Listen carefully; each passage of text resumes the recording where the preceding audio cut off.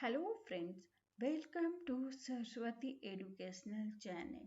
आज हम लोग इस वीडियो में अलंकार पढ़ेंगे। अलंकार की क्या परिभाषा होती है, उसके कितने भेद हैं।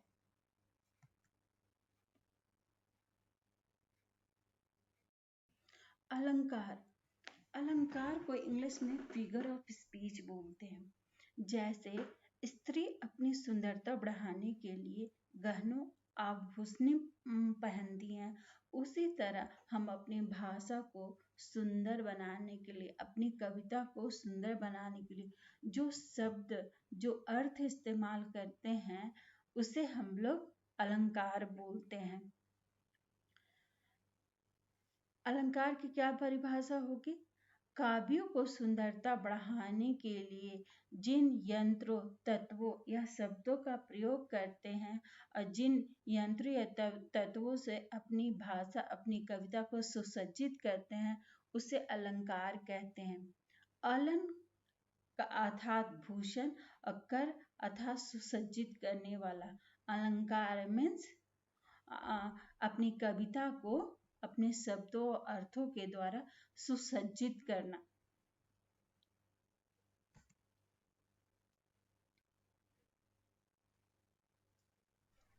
अलंकार के दो भेद होते हैं, शब्द अलंकार, अर्थ अलंकार।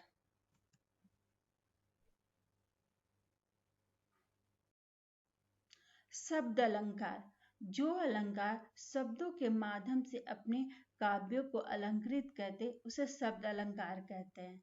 यानी किसी काव्य में कोई विशेष शब्द रखने से सौंदर्य आए और कोई पर्यायवाची शब्द रखने से लुप्त हो जाए, उसे शब्द अलंकार कहते हैं। शब्द अलंकार के भी दो के भेद, अनुप्रास अलंकार, यमक अलंकार, श्लेष अलंकार।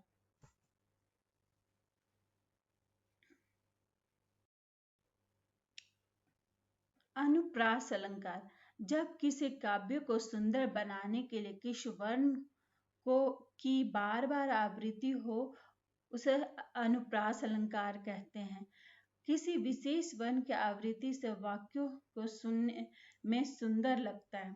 जैसे चारों चंद्र की चंचल किरणें खेल रही थी जल थल में, यहाँ चौवर्ण की आवृत्ति हो रही है।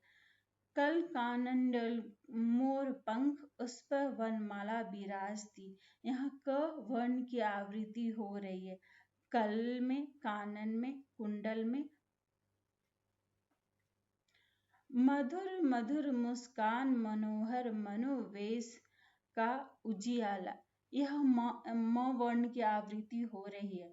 मधुर में, मुस्कान में, मनोहर में, मनोज में।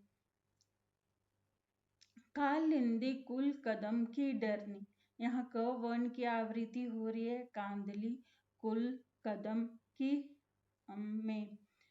कायर क्रूप कपूत कुचाली, यही यूं ही मर जाते हैं, यहाँ क वर्ण की आवृत्ति हो रही है।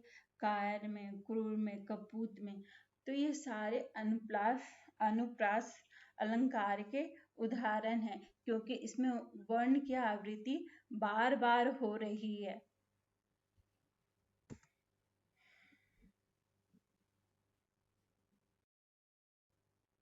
यमक अलंकार, यमक अलंकार में किसी काव्य को सौंदर्य बढ़ाने के लिए एक शब्द की बार बार आवृत्ति होती है। दो बार प्रयोग किए गए शब्द का अर्थ अलग हो सकता है।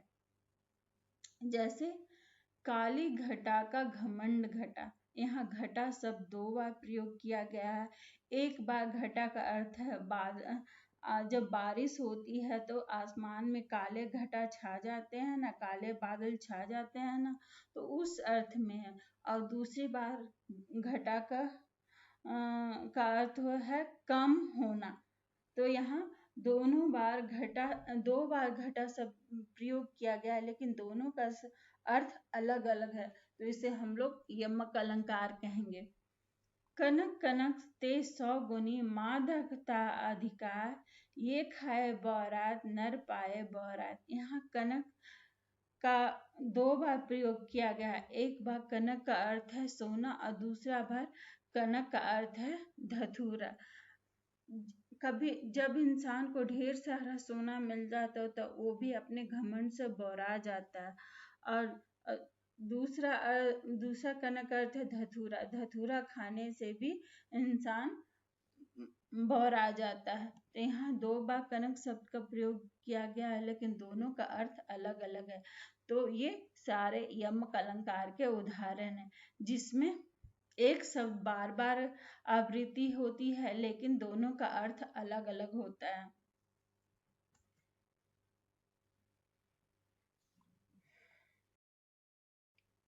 श्लेष अलंकार। श्लेष अलंकार में एक ही शब्द भिन्न अर्थ में होता है, जैसे रहमन पानी राखिए बिन पानी सब सुन, पानी गए न उबरे मोती मानस चून। यहाँ पहली बार पानी का अर्थ मनुष्य के संदर्भ में है, जिसका मतलब विनम्रता से होता है। पानी का दूसरा अर्थ आभा तेज चमक से है, जिसके बिना मोती का कोई मूल्य नहीं है।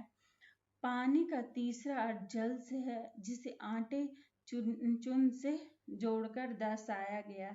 तो यहाँ पानी शब्द का 3 बार प्रयोग किया गया, लेकिन तीनों का अर्थ अलग अलग है। यहाँ रहीम कहना चाहते हैं, जैसे आटे को जब पानी से मिलाते हैं तो उसका स्वभाव विनम्र हो जाता है, उसी तरह मोती का अस्तित्व, मोती की मूल्य उसके तेज और चमक से होता है।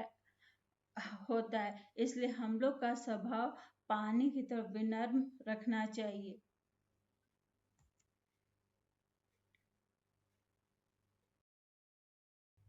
अर्थ अलंकार। जब किसी वाक्य को सौंदर्य उसके अर्थ पर आधारित होता है, तब ये अर्थ अलंकार के अंतर्गत आता है। अर्थ अलंकार के मुख्य 5 भेद होते हैं: उपमा अलंकार, रूपक अलंकार, उत्प्रेक्षा अलंकार, अतिशयोक्ति अलंकार, मानवीकरण अलंकार।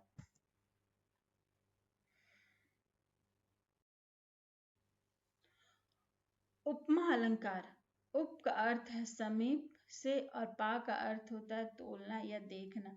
जब दो भिन्न वस्तुओं का समानता दिखाई जाती है, तब वहां उपमा अलंकार होता है। कर कमल सा कोमल। यहाँ पे पैर को कमल के समान कोमल दिखाया गया है। यहाँ पैर की तुलना किससे की गई है? कमल से की गई है। तो ये उपमा अलंकार का उदाहरण है। मुख चंद्र सा सुंदर। यहाँ चेहरे की सुंदरता की तुलना किससे की गई है? चांद से की गई है। तो ये उपमा अलंकार है। नील गगन सा शांत हृदय था रो रहा था। यहाँ हृदय की नील गगन की तुलना की गई है। पीपर पास सरिस मन डोला। यहाँ मन को पीपल के पत्ते की तरह हिलता डुलता बताया गया। तो यहाँ ये सारे उपमा अलंकार के उदाहरण हैं। उपमा अलंकार के 2 अंग होते हैं, उपमेय और उपमान। जिस वस्तु की समानता किसी दूसरे पदार्थ से दिखाया जाए उसे उपमेय कहते हैं। जैसे कर कमल सा कोमल, यहाँ कर उपमेय हो जाएगा। उपमान, उपमेय में जिसका समान बताया जाए उसे उपमान कहते हैं। जैसे यहाँ कर कमल सा कोमल, तो यहाँ कर उपमेय हो गया, कमल क्या हो गया? उपमान हो गया। यहाँ पैर की तुलना किससे कर रहे हैं? कमल से कर रहे हैं, तो यहाँ कमल उपमान हो गया और कर उपमेय हो गया।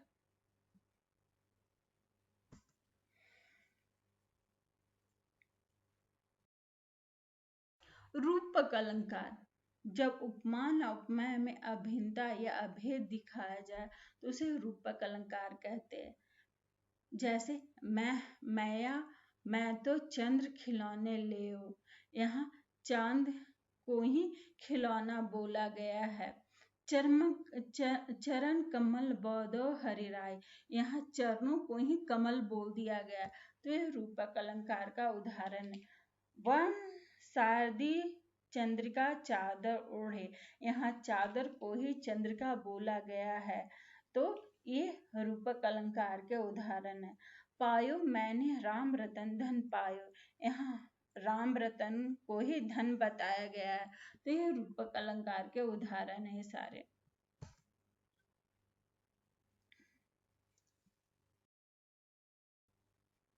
उत्प्रेक्षा अलंकार, जहाँ उपमेय में उपमान होने की संभावना हो उसे हम लोग उत्प्रेक्षा अलंकार बोलते हैं।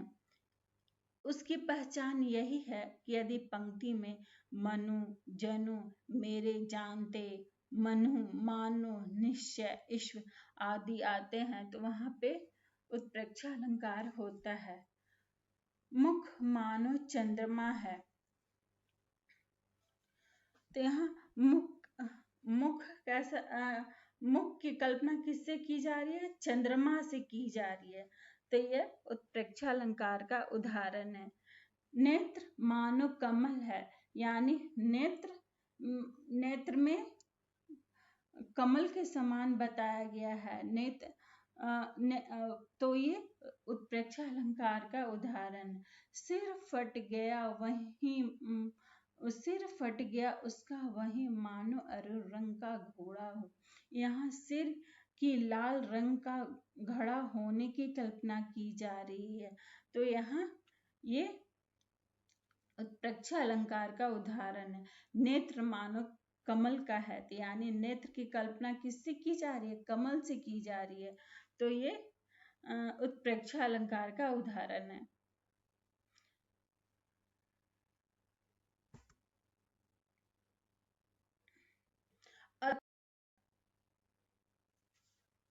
जब किसी बात का वर्णन बहुत बढ़ा चढ़ा कर किया जाए तो उसे अतिशयोक्ति अलंकार कहते हैं। जैसे आगे नदियां पड़ी अपार, घोड़ा कैसे उतरे पार, राणा ने सोचा इस पार, तब तक चेतक था उस पार। यहाँ घोड़े की स्फूर्ता, शक्ति और उसकी तेज को बहुत बढ़ा चढ़ाकर वर्णन किया गया है। तो ये अतिशयोक्ति अलंकार के कहेंगे इसको। धनुष उठाए उसने और चढ़ा गया उस पर बाण, धरा सिंधु कांपे, विकल हुए जीव के प्राण। यहाँ अर्जुन के धनुष उठाने का और उस पर बाण चढ़ाने का, तभी धरती आसमान सब नदियां कांपने लगी। तो यहाँ धनुष के उठाना, उस पर बाण चढ़ाने का वर्णन बहुत बढ़ा चढ़ा कर किया गया है बहुत। तो इसे अतिशयोक्ति अलंकार कहेंगे।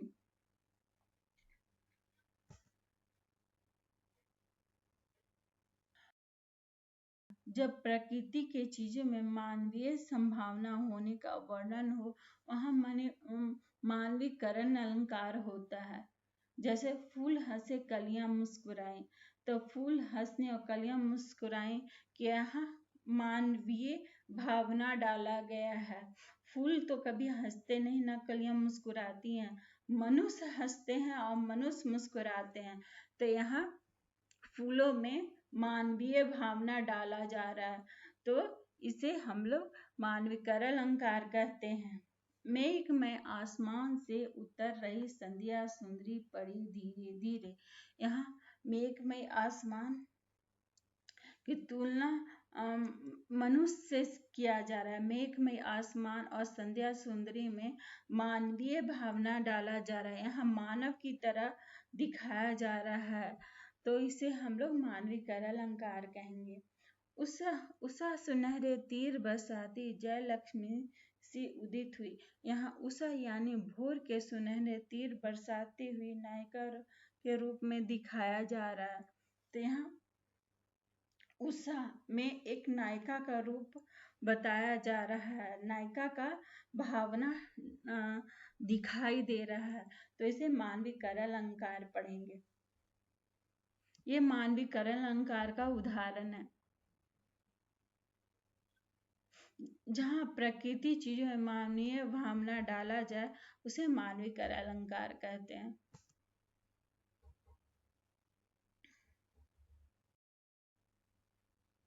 आज हम लोग इस वीडियो में अलंकार की परिभाषा पढ़े, अलंकार के कितने भेद हैं, पढ़े हैं। अगर इस वीडियो में कोई भी डाउट हो तो मुझे अपने कमेंट बॉक्स में ज़रूर लिख के बताइए, ताकि आपके डाउट आने वाले वीडियो में मैं क्लियर कर सकूं। अगर मेरा ये वीडियो पसंद आया होगा तो मुझे लाइक कीजिए, सब्सक्राइब कीजिए, शेयर कीजिए। धन्यवाद।